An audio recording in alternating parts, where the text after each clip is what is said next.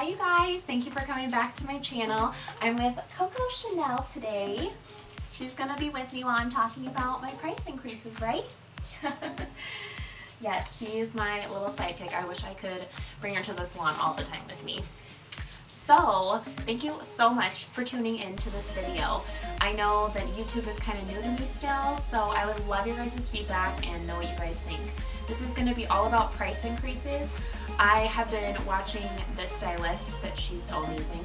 Her name is Jamie Dana, and if you don't follow her on Instagram, you definitely need to, especially if you're a hairstylist or even if you're not a hairstylist. She's really awesome and gives lots of amazing business tips. And that's why I kind of wanted to touch on this subject today, just because it got me thinking, and since I have just done a price increase, it was pretty awesome to hear what her tips were as well. So let's get started. So the one thing about price increases, it can be very nerve-wracking. So nerve-wracking that it makes you put off increasing your prices, even maybe by months or years or whatever that may be. I know with me, I always wanted to be really affordable for people. I wanted people to get the best and still be able to afford it, and that's how I got so many clients, was that I was super affordable. But after I started doing that, I realized that I was burning myself out. I didn't do my price increase until probably about 3 years, 2.5 to 3 years probably. I had the same prices, and I just recently did a price increase, and it has made such a difference.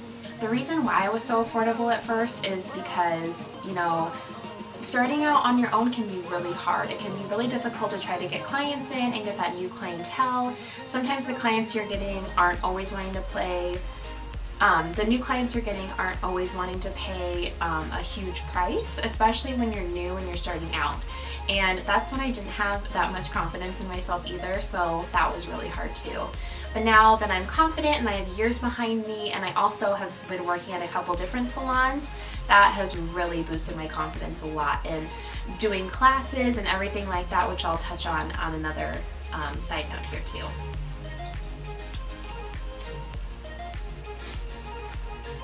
So just a little background about how I started. So I started being a receptionist at Regis Hair Salon in the mall when I was in beauty school, and that was so awesome to do because it got me to know about clients and how much other stylists are charging and why they charge that and what kind of products they charge and what kind of stuff that they do that goes along with that. With Regis, it was different because it was commission based, so it was commission and it was hourly. So if we didn't get the certain amount of commission, then we would get paid hourly. So you'd have to make a certain amount every hour to actually get that commission off of the service, which was really hard, but it was a really good starting out point. After I was a receptionist, I went into being a hairstylist, and that was so much fun. Thought I was making so much money because I had never made that much money before in my life. Like, tips were great. I never made tips before. I'd only worked in retail, so that was really exciting for me. So one thing that is so awesome that I think we all should start doing is with, if you don't follow Lisa Loves Balayage on Instagram, she does this quite a bit too. She used to post what her old checks were and seeing how she's increased her prices and where she's come from all of that, and I think that is so cool. I was looking at my old paychecks and I can't believe the money I used to make. Like, literally, I didn't even, even though it felt like a lot to me at the time, I literally was living off of nothing. Like, I don't even know how I lived at that point. Like, it was great money, it was a great starting point, but there's so much more when you're out on your own and you can make your own prices and do everything. It makes such a difference. But it's really cool to look back and see those moments where how much you've grown and how much your value has grown too. So the one thing that I want to talk about too is don't be money hungry. It can be so hard when you first increase your prices and then you're like, well, I'm going to do this and then I'm going to add that and then I'm going to do that. I never have wanted to be like that, and I never want someone to walk out feeling like, oh my gosh, I totally got ripped off by that service. Why did I pay that much money? I don't ever want someone to feel like that or feel like my work wasn't good enough or anything like that. I've That's just like the one fear that I have, that I never want to do. So it's really important to know what you're worth and know your value and know what you've done. Everybody is going to be different. Everyone's price is going to be different. You don't want to copy anybody's price because you might be at a different level than that other person is. But just don't become money hungry where you're always wanting to get money out of people or charging outrageous prices for something that you don't feel like it's worth. Well, one of the first things when you know that you need to increase your prices is when you are booked out for months in advance for probably at least a year. You're overworking yourself, you're really tired, and you're staying really late nights at the salon, and you don't feel like you're getting out of it what you need to be. That's when you need to start to raise your prices. If you've been booked out for months and months and months in advance, like for a full year, that's when you need to start increasing, because you're going to burn yourself out. You're going to be working so many different hours at the salon. I know for me, I would work late nights all the time. Sometimes I'd be there till like 10 or 11 o'clock at night, and then I would not get home until like probably midnight because I was just so exhausted. I would literally just sit there in the chair and be like, I don't even want to sweep up this hair because literally it's too much. Like, I'm just worn out. I don't get to eat all day. I maybe get like a snack in between, like when someone's processing or something. I would also sometimes double book myself, and that gave me a lot of anxiety. I give major props to hairstylists that can double book themselves and do that all day long, 5 days a week. That's just not me. I can't do that. I have to just pay attention to one client. Sometimes I can get a haircut in every now and then when there's a color. That's really good to do when you are super busy too. But I always ask my client, I'm always like, hey, do you mind if I get this haircut in while your color is processing? Because that is their time, that's their appointment, and I don't want to interfere on any of their time. So normally I'm just there with one person each appointment, and that just is way more relaxed for me, and it's way better. That's what I like anyways. Some people are different. So I wrote this down too. Like I said, don't overwork yourself. Look at what days you're working, how many hours, I can't even read my own handwriting, how many hours you're working, and how to reevaluate and what it would be worth to you. So look at what days you're working, how many hours, and reevaluate what's going to work best for you. Sometimes there are people that work, 2 to 3 days a week, and they work, like 10 to 16 hours. And then there's some people who work 1 day a week, and they just work, the whole entire day, like 16 hours a day. I know a stylist who does that. Or there's some people that work 5 to 6 days a week, and they only work about 6 to 8 hours. So it's really going to depend on what you want to put your time into.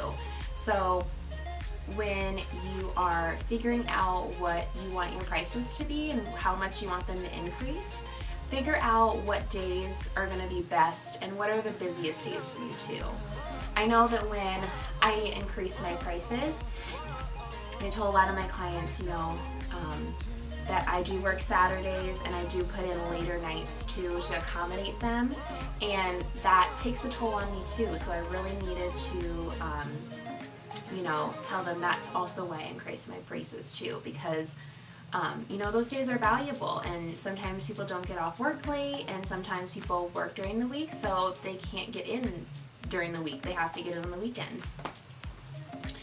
The thing is, when you have amazing clients, they are going to respect you and value you so much more when you actually do raise your prices, because they know how hard you work, especially when you explain to them how much education you've been doing, where you've been going, if you're traveling out of state, which I have to do a ton of the time. Usually because in Montana it's a little bit harder to find a lot of education and finding new trends and stuff like that. There are some here, but just not the kind that I usually am drawn to. Usually like extensions or that kind of thing, and hopefully one day I'll be able to teach a little bit more of that, like teach extensions and all that kind of stuff, so that would be awesome. Sometimes there's going to be those clients that just honestly are not able to afford you or are not able to afford the new increase. Usually it works out fine, because if you are increasing slowly, you're going to increase probably $5 to probably $20-ish, and usually that's not usually that much of a jump for people. Usually when I do a price increase, especially with color, I go like $10 to $15 every time I do a price increase. And then for haircuts, I usually do like $3 to $5 increase, just to get people kind of get the ball rolling and kind of get them used to the new pricing, and then they can budget out for that. But like I said, there's going to be some people that aren't going to be able to afford you, and that's okay. Sometimes you have other stylists in the salon that they would be able to afford. Maybe they haven't been doing it as long as you have, or maybe they're starting a new clientele, they're brand new and they want to, put that clientele up, and you can pick them with someone. You can put them with somebody that maybe fits their personality more too, or maybe just the kind of price that they're wanting to have. And like I said, it's okay, like you're gonna lose clients sometimes, and that's all right. But when you are doing your price increase, you want to tell your clients what you are doing and why you are doing it. Like Jamie Dana said, there are increases for everything. Gas, milk, food, even rent too. Like even if you're booth renting and your rent goes up, sometimes you have to do price increases off of that. And people understand that. That happens all the time. And I'm sure that happens to people too. A lot of times people do get raises too when they are in certain jobs. Like booth renting is definitely different than any other kind of job that somebody has, because you're making your own hours and you're doing like your own thing. And I know that when I was at Regis, after I was there for a certain amount of time and I made a certain amount of money, then I did get a price increase and I became a little bit level up stylist, like a little bit higher than I was before when I was starting out. And that's usually what happens with jobs. And if you explain that to your clients like that too, like I don't get a raise with my job, I have to kind of give myself a raise. And usually we give ourselves raises the least because we are not confident enough in it and we get kind of scared and nervous about it. And usually when you have another job, you get that increase anyway from however long you've been there or how great you're doing and that kind of thing. Okay, another thing is education. Education is a huge part of your price increases. You are paying so much money, however much money every year. I know I pay a ton of money in education because also I'm traveling too, so I am paying money for where I stay and where I'm going and all that kind of stuff also. Luckily, when you are your own business person, you get to write off that kind of stuff, which is so nice. But still, you're still putting the money out there. You're still going to the classes. You're still wanting to learn all that kind of stuff too. When I go to these classes, I'm doing it for myself so that I can learn, but mostly I'm doing it for my clients, which is a huge part of all of it too. I'm not really doing it just for me. I'm doing it so I give you guys the best techniques and the best product and what's new and what's hip, I guess you could say, like what's in trend. So I could be learning something that maybe people in Montana haven't seen before, and that will spike people's interest. Like I was doing the hand-tied extensions, and not a lot of people do that, but it's kind of coming to Montana now, which is pretty awesome. I know only like a select few of people actually that I know of do it in Missoula or in Montana in general. So the new trends. Clients love to be up on the newest trends. They love to have the best look. They want to know your opinion because you're the professional and you know what you're doing, and they're paying you the money to tell them what they need to do and how they need to style their hair. And that's another part of doing education, is showing people individually and making a tailored style for each person and what's going to work for that person. I know for most of my clients, they love that beachy, like boho kind of wave, but sometimes it doesn't work for everybody. Sometimes it doesn't work for everybody's life and like their day in their life and what they can do and what they can't do. And some people just don't like that style either. So, I tailor each style to what is going to fit the person's lifestyle the best. The reason why we charge a little bit more is social media has changed a ton. Like, it has changed everything about with hair and just lifestyle and design and everything like that. The reason why it's changed so much is because we have Pinterest, Facebook, Instagram, all the different sites that you can look at. I mean, Google something and you could get like a million different hairstyles for something, but especially Pinterest, they're coming in with these crazy pictures sometimes that like look beautiful, but they take a while to achieve. But they want that picture. And sometimes you have to customize your pricing to what that is going to take for their hair, because I mean, they don't know. Sometimes they just think, oh, we can just put the color on my head and that's how it's going to turn out, and that's not usually how it goes. Unfortunately, we wish it was that easy, but sometimes, usually when you want like a balayage and a baby light, or like a root tap or root shadow, it takes so much longer than they actually anticipate. Normally, before, even just a couple years ago when I was at Regis, I mean, it would take me 2 to 2.5 hours to do a highlight and a haircut. But that was back then, you know. Then balayage and ombres and baby lights, they started to come into the mix, and you're using more product, you have more time that you need, and that is a huge thing too when you are doing your price increase, because they're paying for also that time too. So also on that note, on Pinterest, sometimes they're looking at a picture and, like, say they have a full head of just brown hair. They're looking at a picture that's like a blonde balayage, but it also has some baby lights going through it, and then you see like a root shadow that's coming through. I know that Habit Salon in Arizona, they do a lot of those, and those take up to, well, I mean, they probably take not as much time, but for one person that'd probably take 3 to 4 hours. But for them, they have so many people working on their team that it doesn't take as long either. But they also charge a lot of money, which people don't know either, because they just see it on Pinterest and they're like, oh my gosh, I love that hair, that's what I want. So that's a big thing too.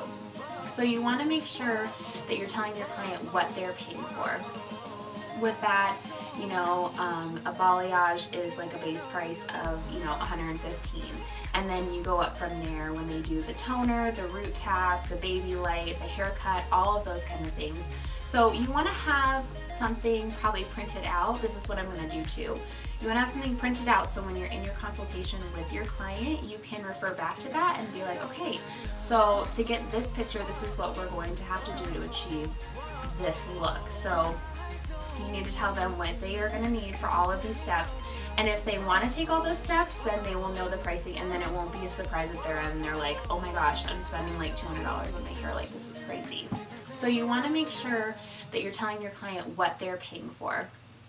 With that, you know, a balayage is like a base price of, you know, $115, and then you go up from there when they do the toner, the root tap, the baby light, the haircut, all of those kind of things. So you want to have something probably printed out. This is what I'm going to do too. You want to have something printed out, so when you're in your consultation with your client, you can refer back to that and be like, okay, so to get this picture, this is what we're going to have to do to achieve this look. So you need to tell them what they are going to need for all of these steps, and if they want to take all those steps, then they will know the pricing, and then it won't be a surprise at their end and they're like, oh my gosh, I'm spending like $200 on my hair, like this is crazy.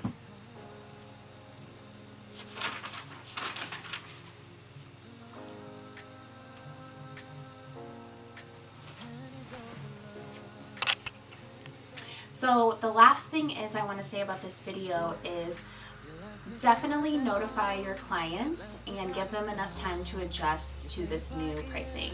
What I did was I went out on social media, and I went on my Instagram, my Facebook, and I told people that I was going to be increasing my prices, and then if they had any questions, they could ask me or let me know. And then I also put up a little letter in the salon that also said, you know, attention clients, this is what's going on, why I'm doing it, and then if they had any questions, I would tell them, you know, why I'm increasing them or how much I'm increasing it also.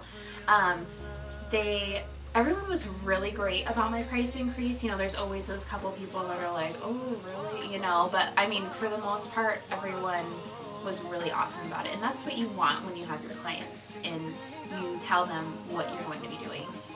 Also, what I would do too is, so I have, you know, women that come in every 6 to 8 weeks for their haircut, or sometimes every 4 to 5 weeks. And so I gave them about a month or so notice, or maybe a little bit longer than that, and I let them know, hey, the next time that you come in, your haircut's gonna be this much instead of this much. And usually they're like, oh yeah, no problem, like that's great, you know. Sometimes people are like, oh, okay, you know, like they're kind of like, oh, yikes. But I mean, it's not that big of an increase anyway, so it shouldn't be that big of a surprise to people. I mean, if you're going from like $35 to like $50, that's kind of a big deal, and it's hard for them to budget out for that. But as long as you're doing it slowly and you know what you're bringing to the table as well, that's really important. So, but thank you guys so much for watching this video. I hope all of this made sense and that you guys got something out of this too. I would love to hear any of you who have increased your prices and have any other tips that you would recommend too. That would be awesome. I love learning from other stylists and other people in the beauty industry because I think it's so important. We all need to be together and, you know, support each other. So thank you so much, and like and comment and subscribe below.